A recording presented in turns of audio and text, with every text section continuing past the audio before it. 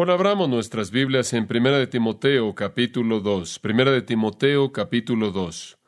Estamos estudiando los versículos 1 al 8. El tema de estos versículos es la oración evangelística. Orar por los perdidos, aquellos que no conocen a nuestro Señor y Salvador Jesucristo. Y debido a la naturaleza de este pasaje en particular y debido al énfasis este mes en nuestra iglesia, en el evangelismo, he estado pasando algo de mi tiempo en momentos libres leyendo libros acerca del evangelismo. Y esta semana estaba leyendo un libro antiguo que mi papá me dio, un libro titulado El ganador de almas. Es una compilación de sermones de Charles Haddon Spurgeon, el gran predicador bautista de Inglaterra, y encontré un párrafo que me impactó. Él dijo esto, y cito, «Una cosa más. El ganador de almas debe ser un maestro del arte de la oración. Usted no puede traer almas a Dios si usted mismo no va a Dios.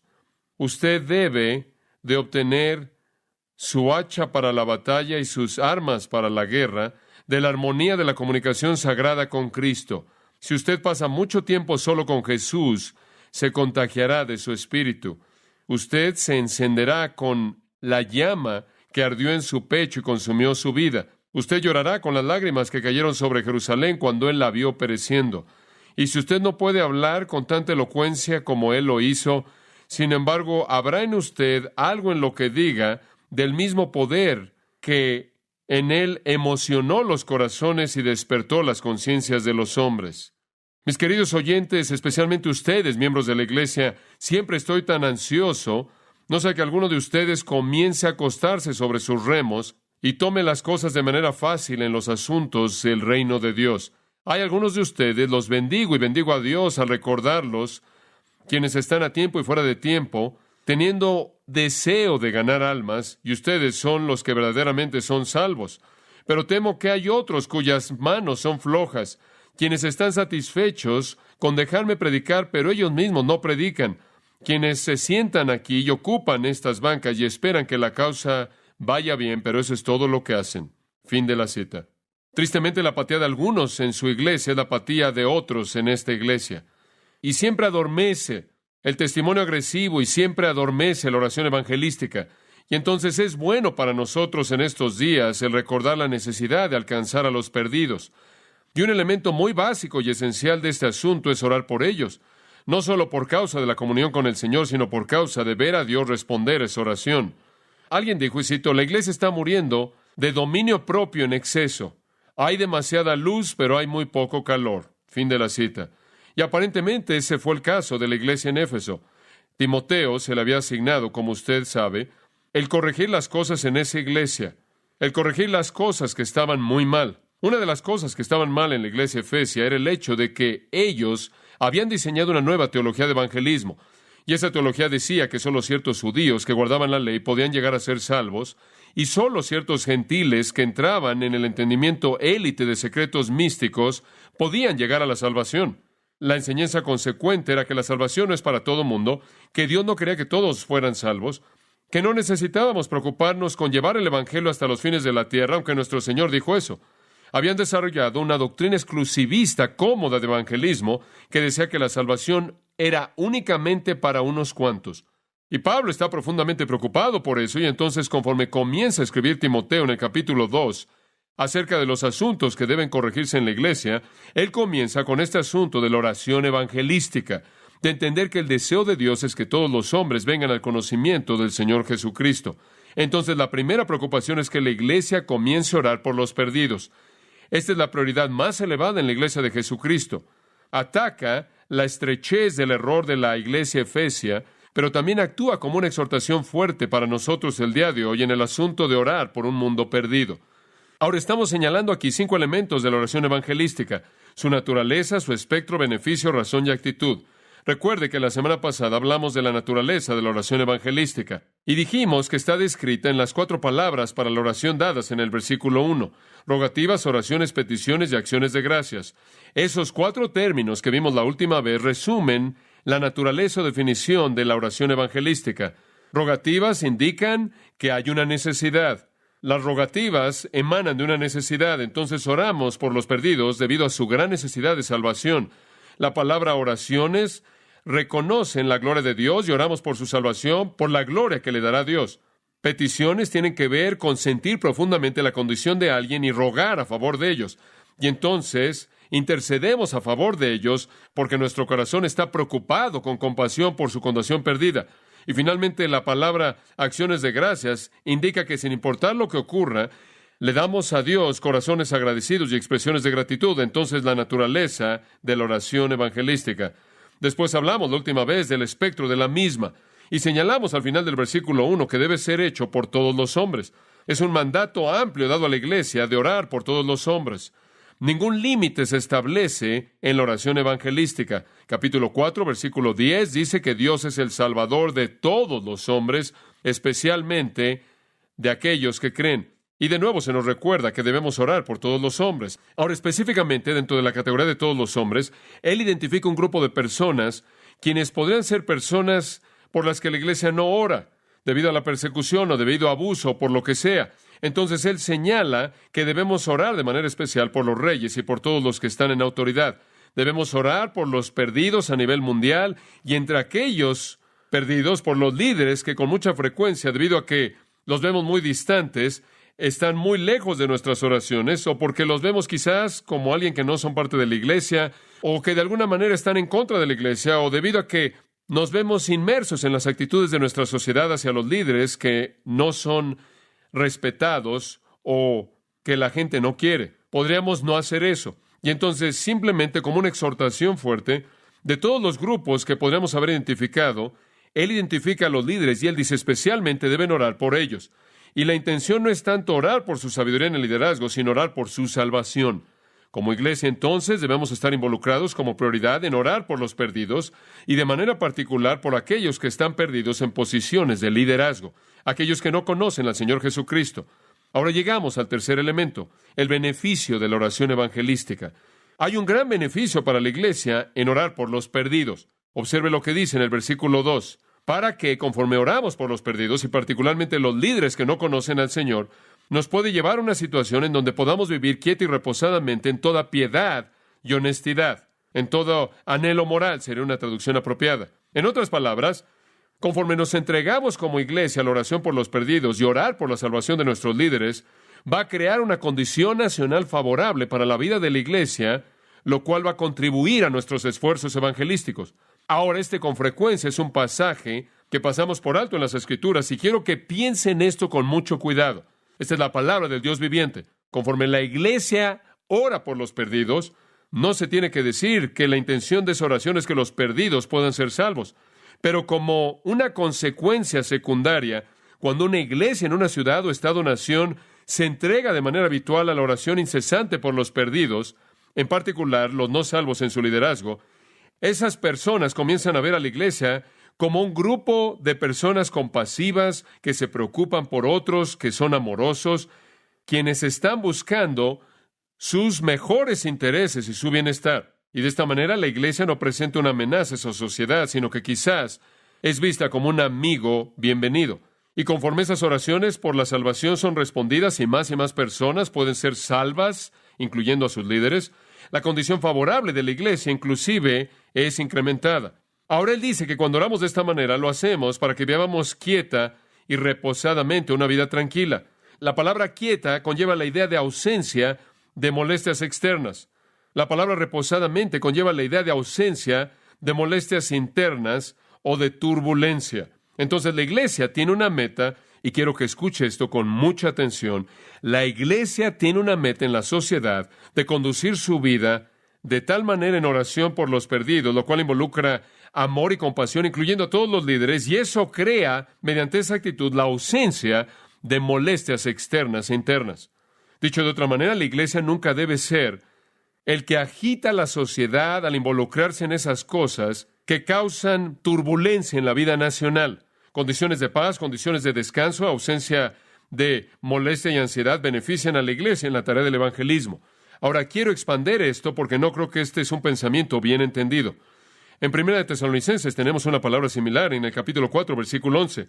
en donde Pablo dice que debemos estudiar. Esto es ser diligentes, estar tranquilos. No debemos ser personas turbulentas. Si vamos a ser conocidos por algo, somos conocidos por nuestra manera de conducirnos de manera quieta, tranquila. No causamos turbulencias. No sacudimos a la sociedad como tal. Esa no es nuestra intención. Ese no es nuestro esfuerzo abierto. Debemos ser personas tranquilas, dice él, ocupándonos de nuestros propios negocios, trabajando con sus propias manos, así como os mandamos, para que andemos de manera honesta hacia aquellos que están afuera, los incrédulos. Ellos deben vernos como personas fieles, diligentes, tranquilas. Segunda de Tesalonicenses 3 también habla del mismo asunto. Oímos, dice en el versículo 11, que hay algunos de ustedes que andan desordenadamente no trabajando. Son indigentes, están desempleados, no hacen lo que debieran. Mándalos y exhórtalos por el Señor Jesucristo que con tranquilidad trabajen y coman de su propio pan. Ahora escuchen, amados, la iglesia, Pablo está diciendo, nunca debe ser una fuerza de turbulencia política. Nunca debe ser vista como algo que se percibe como un enemigo para la seguridad nacional o la paz nacional. Esa no es nuestra función. Debemos buscar hacer que todas las personas que nos rodean, independientemente de su punto de vista político, independientemente de su punto de vista filosófico, debemos buscar el hacer amigos con ellos, al orar por ellos, en lugar de que sean enemigos, al odiarlos y rechazarlos. Y algunas veces eso es difícil porque cuando somos creados en un ambiente cristiano que es definido de manera muy clara, tendemos no solo a odiar el sistema malo, sino que tendemos a ver a todas las personas en el mismo como nuestros enemigos. Y entonces nos amargamos contra aquellos que niegan la vida que creemos es tan apropiada. La iglesia, inclusive en la actualidad en los Estados Unidos, es vista por muchos como una fuerza política turbulenta que se esfuerza por sacudir las cosas en nuestro país. Ahora, quiero que entienda lo que las Escrituras están diciendo a la luz de eso. Los cristianos deben ser ciudadanos modelo. Eso no significa que somos indiferentes o apáticos o no tenemos una opinión, pero debemos ser ciudadanos modelo en todo sentido. Debemos ser una bendición para toda persona que nos rodea. Debemos orar por la salvación de todos. Y si nos conocen, deben saber que la iglesia no es un grupo político fuerte, no es un grupo poderoso con dinero que se está moviendo en la sociedad para sus propios fines. Deben conocernos como un grupo de personas tranquilas, amorosas, pacíficas, que constantemente están comprometidos con orar por la salvación de aquellos que están afuera. Debemos someternos a la autoridad que está sobre nosotros y más que tan solo someternos a ella, debemos orar por la salvación de esas mismas personas. Si hacemos eso, si la iglesia en este país simplemente estuviera unida en espíritu, haciendo un pacto juntos con orar por los perdidos en nuestra nación y orar por nuestros gobernantes y orar por nuestros líderes y no involucrarnos en una especie de esfuerzos de poder y movimientos de poder y política de poder para cambiar las cosas y eliminar a personas y deshacernos de personas, sino que más bien orar por su salvación, nunca seríamos acusados o inclusive sospecharían de nosotros de deslealtad, ni nadie malentendería la razón de nuestra existencia. Y es más probable que se nos permitiría adorar y evangelizar sin temor o restricción y de esta manera vivir nuestras vidas quieta y reposadamente. Ahora observe al final del versículo 2, él añade el tipo de vida que debe caracterizarse por toda piedad y anhelo moral. Piedad, esa palabra tan conocida, eusebia, usada a lo largo de 1 Timoteo 2, 2 Timoteo, inclusive en Tito 1:1. La palabra piedad es una palabra muy común en las epístolas pastorales. Tiene la idea de una actitud de reverencia. Debemos ser personas que se distinguen debido a nuestra actitud de reverencia que nos marca, reverencia hacia Dios, que vivimos para la majestad, el amor, la santidad, la gloria de nuestro Dios. Debe ser que cuando alguien dice la palabra cristiano, lo único en lo que piensan es santidad, piedad. Piensan en personas cuyos corazones están enfocados en el Dios vivo. Y en segundo lugar, él dice no solo piedad, sino también él usa la palabra semnotes, es una palabra rara. Es usado otra vez en 1 Timoteo y después en Tito, capítulo 2, versículo 7. La traducción básica de anhelo moral. Es la idea de que no solo tenemos la actitud correcta, esa es piedad, sino conducta correcta. Cuando esa actitud emana, se manifiesta en nuestra vida, hay cierto anhelo moral en la manera en la que vivimos. Hay cierto compromiso con la moralidad. Podrá decir que si manejamos una traducción libre, él estará diciendo que debemos orar por los perdidos para que lleve a una vida quieta y reposada en todo motivo santo y conducta santa. Eso es realmente lo que está buscando. Debemos vivir de tal manera con actitudes santas y obras santas que contribuimos a la paz y a la tranquilidad de nuestras vidas. No debemos causar problemas. No debemos crear un escándalo a nivel nacional. No debemos, como recordamos a partir de Mateo capítulo 7, andar por todos lados arrancando la cizaña, o Mateo 13 más bien, arrancando la cizaña del suelo y juzgando a todos los incrédulos. Debemos amarlos y orar de manera compasiva por ellos.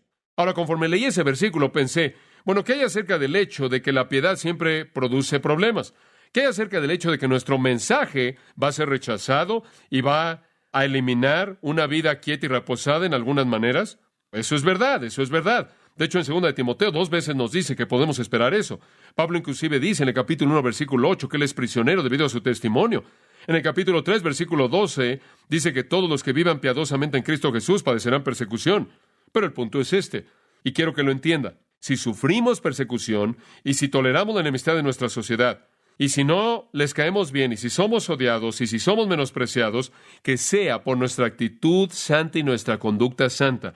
No porque somos un problema para nuestra sociedad nacional, no porque causamos problemas, no porque ellos nos ven como el enemigo de los hombres. Debemos vivir de tal manera que no somos una amenaza para la paz y la tranquilidad de nuestra nación o nuestra ciudad, sino que nos perciban como personas honorables, dignas, moralmente comprometidas, dignas de confianza, de tal manera que nadie habla mal en contra de la palabra de Dios y nadie habla mal en contra de Dios mismo, el Señor Jesucristo. Y sabe una cosa, le doy gracias porque Grace Church adopta posturas fuertes. Adoptamos posturas muy fuertes en diferentes cosas. Y si somos rechazados o menospreciados, es debido a las cosas que creemos. Pero nuestra sociedad a nuestro alrededor nos ven como un amigo. Siempre me alienta la respuesta de la comunidad, no solo en esta misma región, en el valle, sino inclusive en Los Ángeles. Al ver la vida de la gente en Grace Community Church, siempre me sorprende que cuando los medios masivos de comunicación quieren que alguien haga un comentario acerca de algún asunto que necesitan un vocero religioso, le llaman a Grace Community Church porque, como un reportero dijo, cuando queremos un comentario cristiano sano, venimos a Grace Community Church. La sociedad no nos ve como una amenaza. Estoy muy agradecido porque cuando fui a la ciudad hace unas semanas atrás y pedí permiso para rentar de ellos el terreno que está aquí al lado de este canal para poder construir el estacionamiento, no podían estar más contentos que darnos esa oportunidad, lo cual hicieron, porque nos ven como un amigo de la comunidad. Me acuerdo del año en el que nos dieron la placa que está ahí colgada en la pared, el reconocimiento de lo hermoso del valle, por hacer más que cualquier otra organización en el Valle de San Fernando para hacer hermosa una región del valle. Inclusive estuve agradecido porque el domingo por la mañana, la semana pasada, en las noticias diarias, en el periódico El Daily News, hubo un artículo muy interesante acerca de Grace Community Church y nuestra relación con Yoko Ono. Ahora, no sé si ustedes saben de eso, no sabía de eso hasta que leí el artículo. Esa fue una historia sorprendente. Su marido y ella tuvieron un hijo llamado Kyoko, y el padre, en contra de la orden de la corte, tomó al niño, secuestró al niño, y se escondió y ha estado ahí durante 14 años. La niña ahora está en sus años 20, su nombre es Kyoko. Vinieron a Los Ángeles a esconderse. Y nosotros, yo no sabía esto, ninguno de nosotros lo supo hasta que leyó el periódico. Vinieron a Los Ángeles a esconderse. Se involucraron en una secta ahí en la calle, la Iglesia de la Palabra Viviente, a cargo de John Robert Stevens, cuya hija, por cierto, ha venido al Señor Jesucristo y está en comunión en nuestra iglesia. No obstante, ellos se metieron en esta secta, se metieron profundamente en esta secta y después, por la gracia de Dios, fueron liberados de esa secta. Y después, cuando quisieron llegar a la fe verdadera en Jesucristo, esta hija de Yoko Ono y su marido, su padre más bien, vino a Grace Church buscando ayuda y dinero para que pudieran escapar de las garras de estas personas que los tenían. Y el artículo continuó diciendo cómo Grace Community Church, sin tener idea de quién eran estas personas, no solo les dieron consejo espiritual y demás, sino que les dieron el dinero que necesitaban para escapar. Y ahora se han involucrado como cristianos nacidos de nuevo en la obra del Señor en otro lugar. Y varias veces mencionó a la iglesia y siempre en una luz favorable como un buen samaritano. Así debe ser conocida nuestra iglesia. Así es como nuestra iglesia debe ser conocida. Como alguien que entra sin importar quién es la gente, sino que estamos aquí para mostrar el amor de Cristo y satisfacer la necesidad que está ahí. Y fui alentado porque el periódico colocó eso en una luz favorable. Estoy muy agradecido por eso. Pero debe ser así, de tal manera que si no les caemos bien y si no nos quieren, Es evidente porque rechazan nuestro mensaje, no porque nos ven como el enemigo. ¿Entiende usted eso? Jesús mismo fue amigo de pecadores, ¿no es cierto? Y entonces debe ser que somos caracterizados por aquellos que oran por los perdidos, inclusive nuestros líderes, inclusive los líderes de nuestra ciudad. Y quizás no estemos de acuerdo con ellos, quizás no estemos de acuerdo con su estilo de vida, su moralidad o sus decisiones, los líderes de nuestro estado, los líderes de nuestra nación. Quizás tengamos todo tipo de problema con eso, pero no puede haber nada que se ha ganado en últimas a nivel espiritual al convertirnos en el enemigo de aquellos con quienes estamos en desacuerdo. Si vamos a estar en desacuerdo, que estemos en desacuerdo en base a la verdad de Dios, no en algo diferente a eso.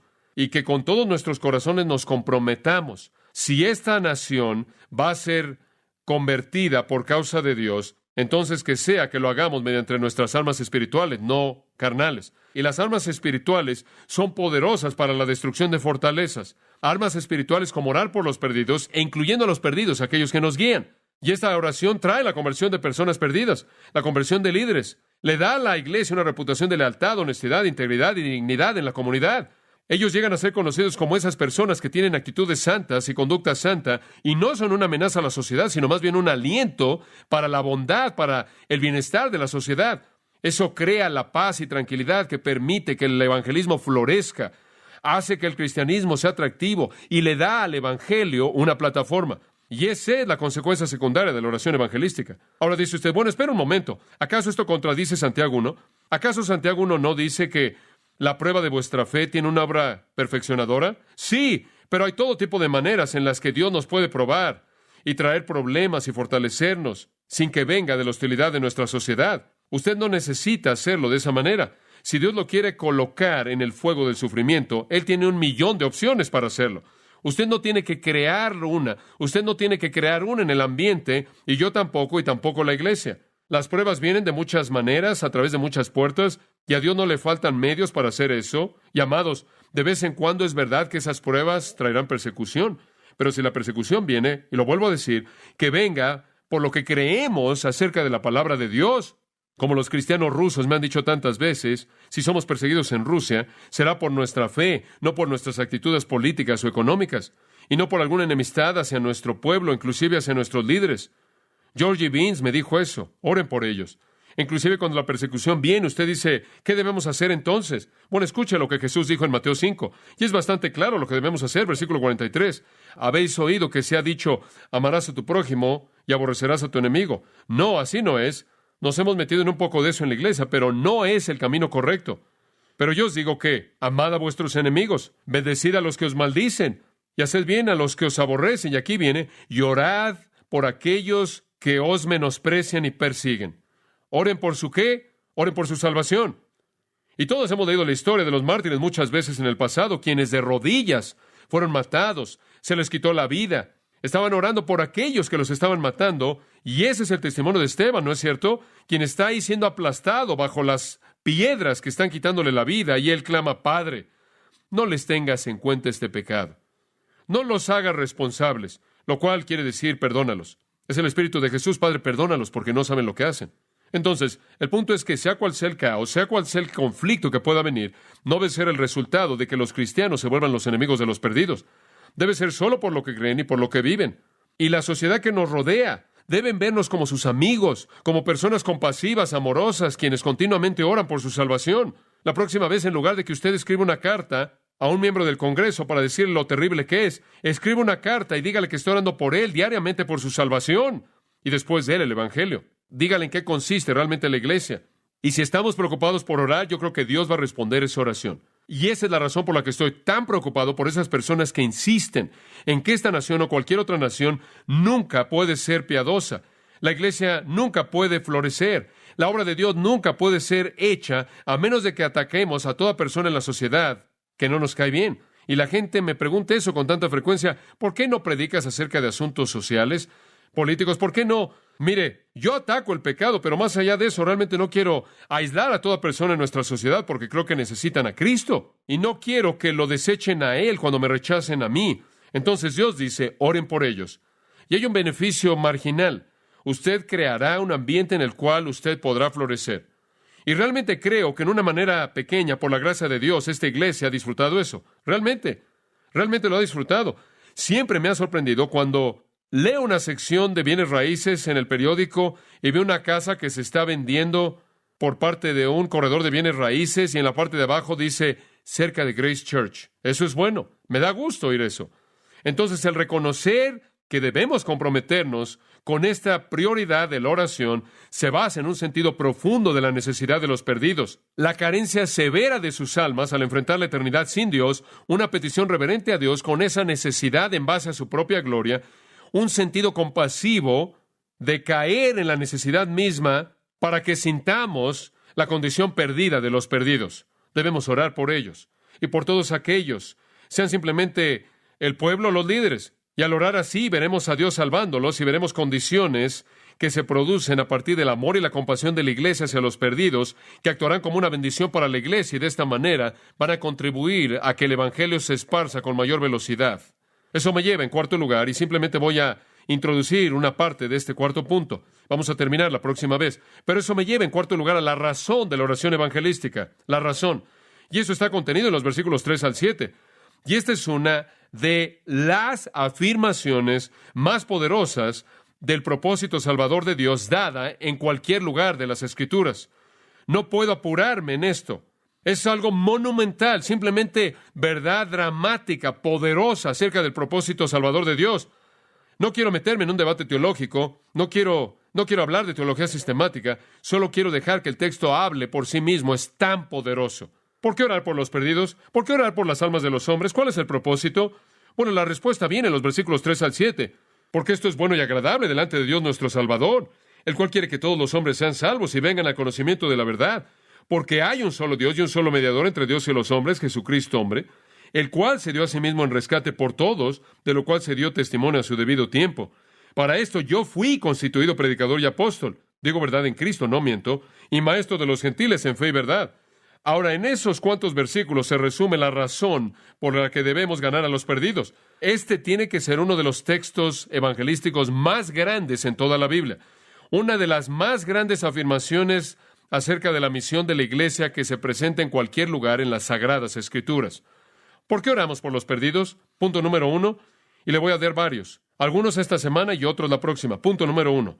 Es moralmente correcto hacerlo. Es correcto. Observe lo que dice en el versículo 3, porque esto es bueno. La palabra bueno, kalón, básicamente significa excelente, moralmente bueno, de manera intrínseca. Esto es bueno.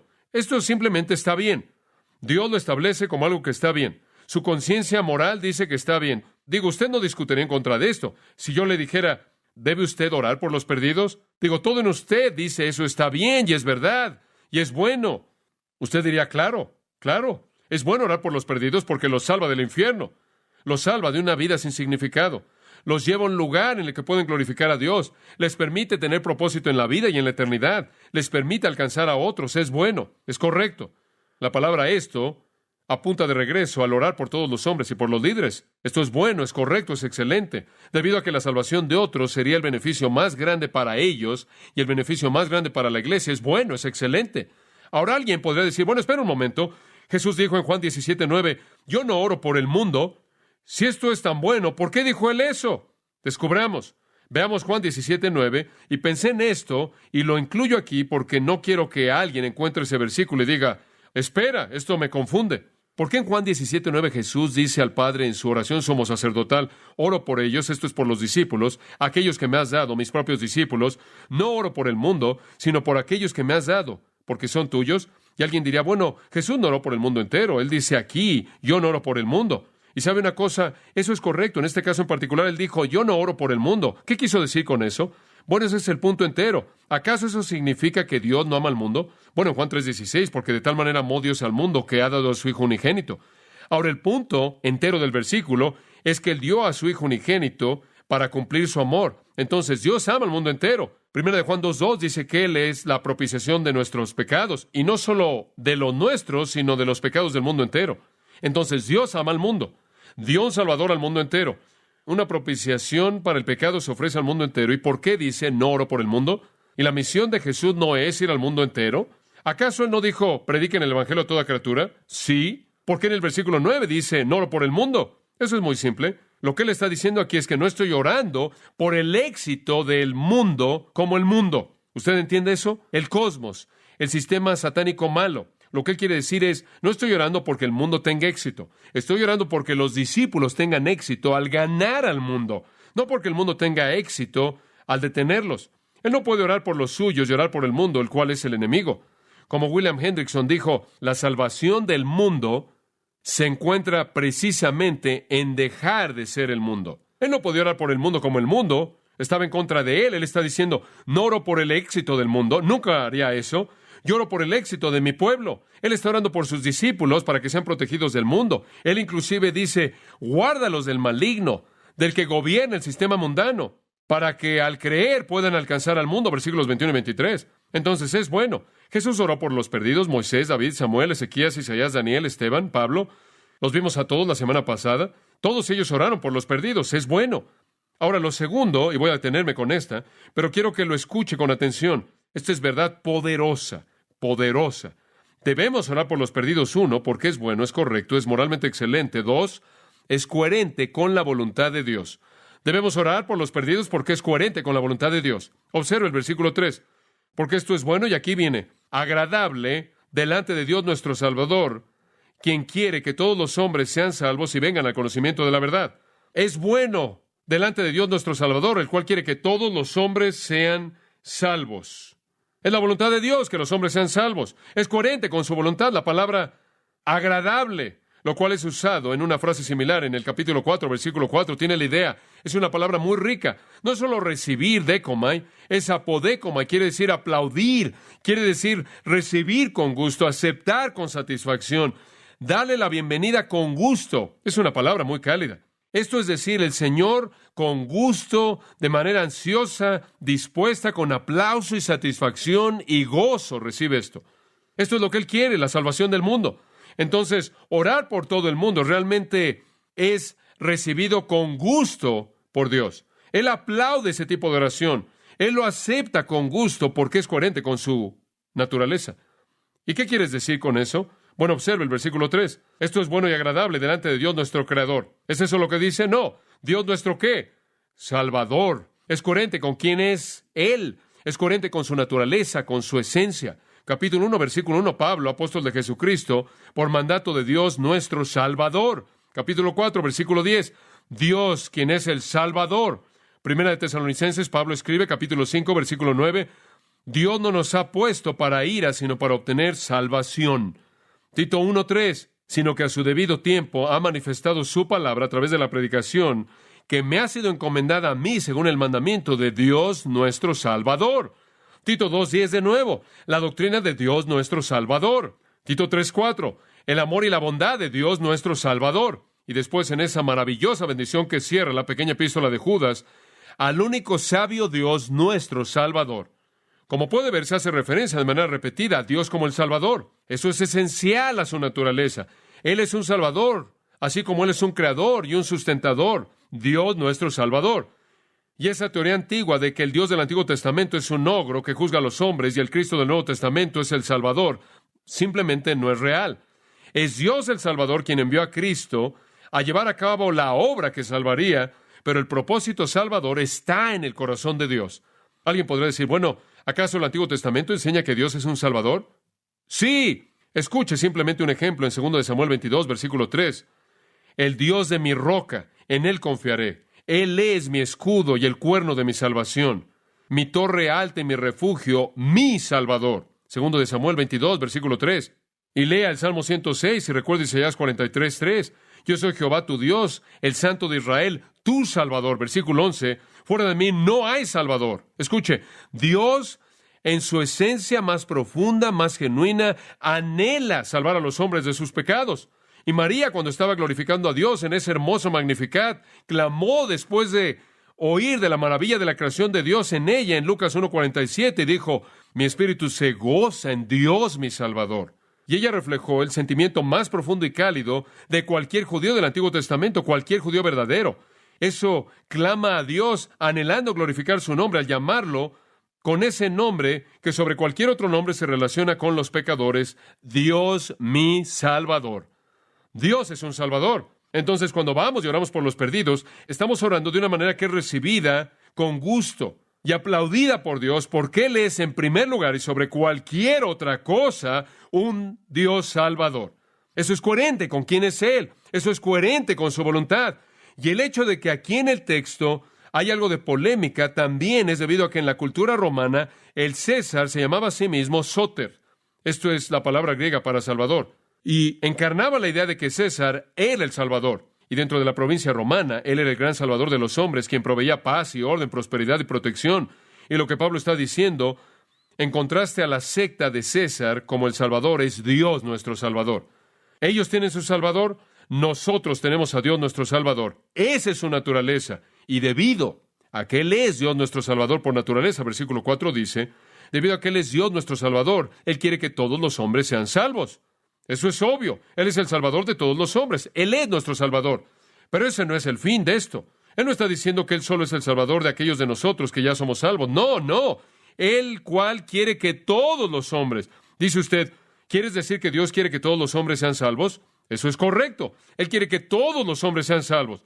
La palabra salvos quiere decir liberados, rescatados de la ira y el juicio divinos. Dice usted, ¿quieres decir que Dios realmente quiere que todos los hombres sean salvos? Ese es su deseo. Permítame mostrarle eso en el Antiguo Testamento. Pase en primer lugar a Isaías 45 y simplemente le voy a dar una mirada rápida a unos cuantos versículos. Isaías 45, 22, simplemente escuche esto. Esto no lo podemos pasar por alto. Mirad a mí, bueno, de regreso al versículo 21, simplemente no puedo resistir esto.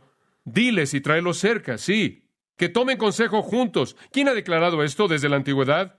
¿Quién lo dijo desde ese entonces? ¿Acaso no yo, Jehová, y aquí está, y no hay otro Dios fuera de mí? Dios justo y un ¿qué? Salvador. No hay nadie fuera de mí. Así como Él es un Salvador, observe lo que dice, versículo 22. Mirad a mí y sed salvos todos los fines de la tierra, porque yo soy Dios y no hay otro. El punto es que si alguien sobre la faz de la tierra va a ser salvo, solo hay un Dios que lo puede hacer. Entonces todos los fines de la tierra deben llamarlo a Él, porque no hay otro Salvador. Observen el 49:6 de Isaías. Y Él le dice al pueblo de Israel, y realmente a través de la obra del Mesías, también te daré a ti por luz de las naciones, para que tú seas mi salvación hasta los fines de la tierra. Así dijo Jehová, el Redentor. Ese es el diseño de Dios. La invitación entonces viene en el capítulo 55, versículo 1. A todos los fines de la tierra, he aquí, oigan todos, todo el que tiene sed. ¿Quién es ese? ¿Cuántas personas en el mundo tienen sed de salvación?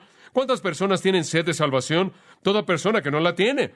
Está presentando un retrato de alguien que no tiene agua. Toda persona sin Cristo que no tiene agua. Toda persona sin salvación no tiene agua, y entonces toda persona tiene sed.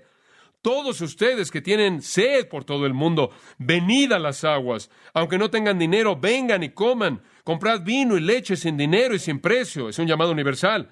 Ahora observe Ezequiel capítulo 18. Y quiero que vea de nuevo a partir del Antiguo Testamento el propósito salvador de Dios, que es mundial para los fines de la tierra. En Ezequiel 18, versículo 23, hay dos preguntas que se hacen aquí.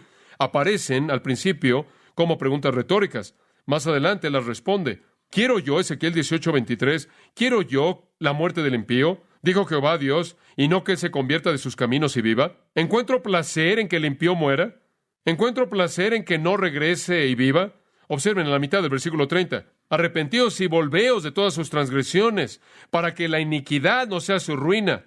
Echad de vosotros todas vuestras transgresiones por las cuales han transgredido, y haceos un nuevo corazón y un nuevo espíritu. Porque, ¿por qué moriréis, oh casa de Israel? ¿Piensan que esa es mi voluntad? Porque yo no quiero la muerte del que muere, dijo Jehová Dios. Por tanto, convertíos y vivid, y entonces una lamentación es tomada. ¿Dios no se agrada con la muerte y la condenación de personas impías? Observe el capítulo 33 de Ezequiel, él clama.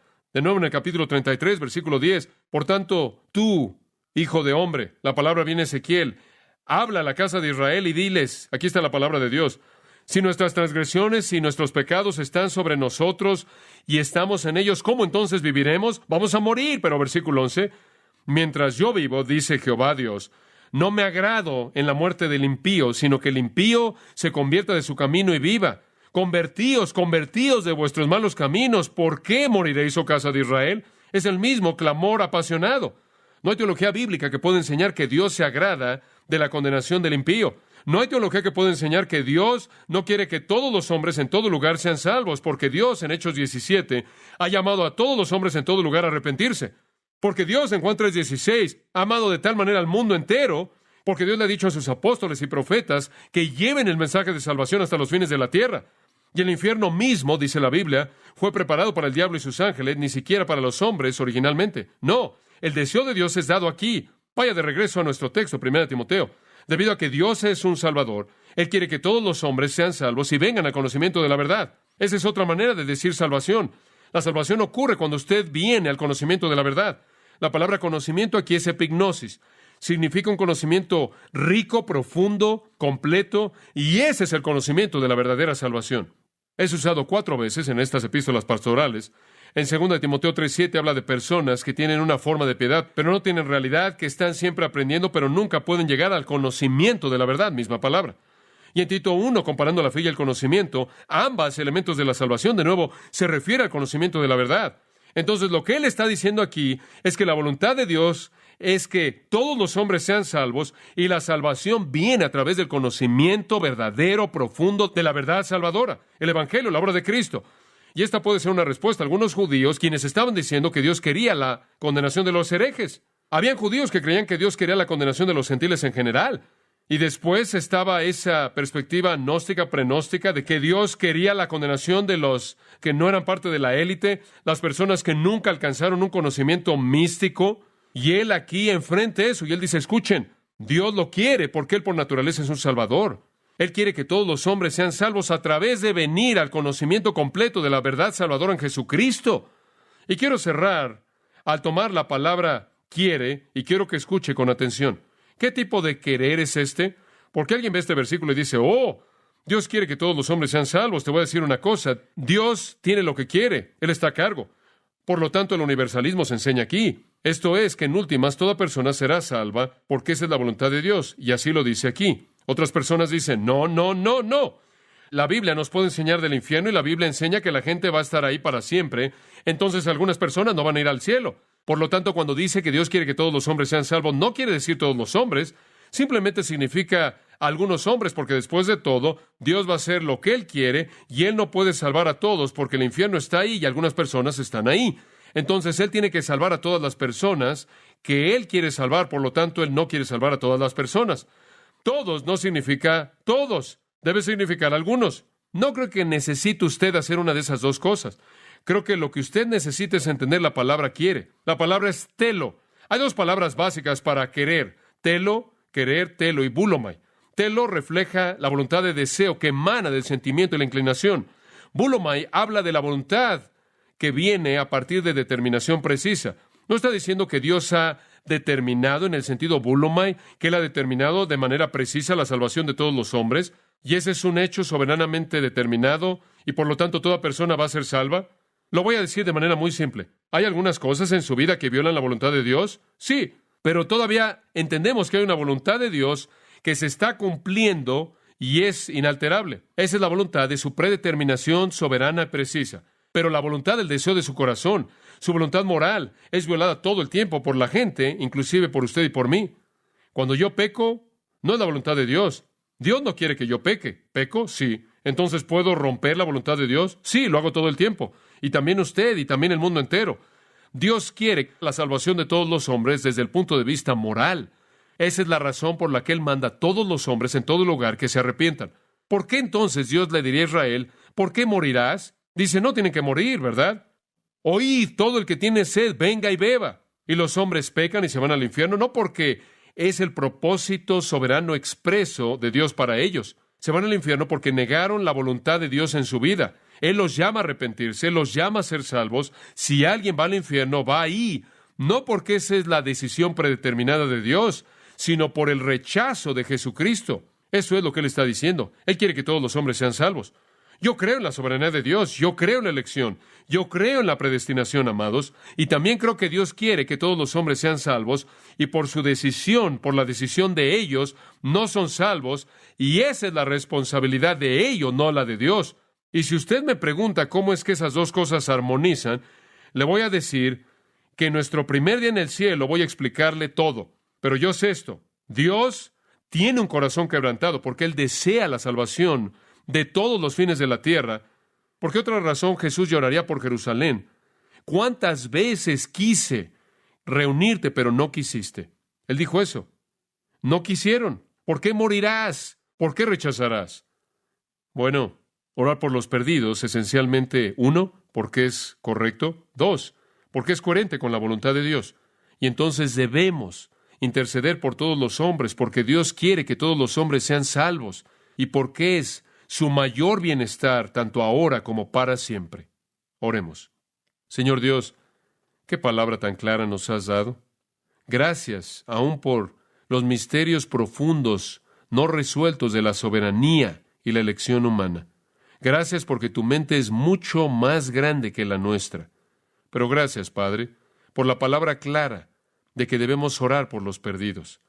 E inclusive entre nuestros líderes, que al estar consumidos con su bienestar, al estar consumidos con su salvación, al tener una compasión profunda, al estar inmersos en su condición de pérdida misma, percibiendo la necesidad profunda de su alma, que puedan ver nuestro amor, que puedan ver la santidad en nuestras actitudes y actos, para que podamos vivir esa vida quieta y reposada, que pueda contribuir a la extensión del Evangelio y lo haga atractivo. Ayúdanos a hacer eso, Señor, porque es lo correcto, porque es bueno y porque es lo que tú eres. Tú eres un Salvador y tú quieres que todos los hombres sean salvos. Y nos entristece y lloramos contigo porque tantos rechazan. Dios, oramos por los perdidos aquí en esta mañana, por aquellos que no tienen al Salvador, aquellos que están en nuestra comunidad, aquellos que están en liderazgo alrededor del mundo. Oh Padre, billones de personas, sálvalos y haz que la iglesia esté